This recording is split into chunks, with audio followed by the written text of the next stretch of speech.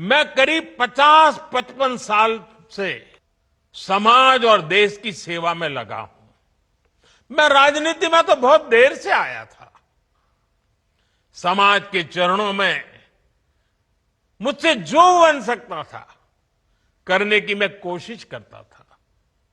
मैंने हर दिन, हर क्षण अपने देश के लिए, मेरे देशवासियों के लिए मुझसे जो हो सका, जहां हो सका, पूरे लगन से, मेहनत से काम करता रहा।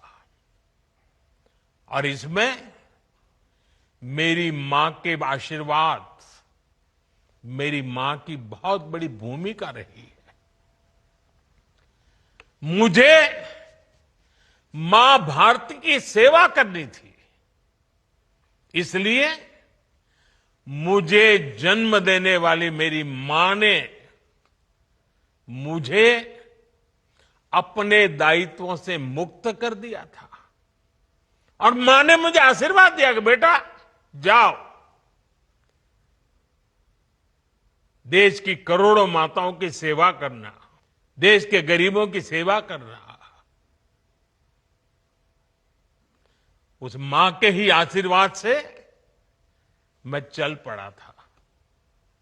और इसलिए मुझे आज इस बात की पीड़ा है कि जिस मां ने मुझे देश सेवा का आशीर्वाद देकर देश सेवा के लिए रवाना किया, भेजा। हर मां चाहती है कि उसका बेटा उसकी सेवा करे। हर मां चाहती है कि बेटा बड़ा हो, मां के लिए कुछ न कुछ करता रहे। लेकिन मेरी मां ने खुद के लिए नहीं, आप जैसी करोड़ों माताओं की मैं सेवा कर सकूं, इसलिए खुद से अलग करके मुझे जाने की इजाजत दी। आप सब जानते हैं, अब मेरी मां का शरीर तो इस दुनिया में नहीं है। कुछ समय पहले 100 साल की उम्र पूरी करके वो हम सबको छोड़ के चली गई। मेरी उस मां को, जिसका राजनीति से कोई लेना देना नहीं, जिसका शरीर भी अब नहीं है,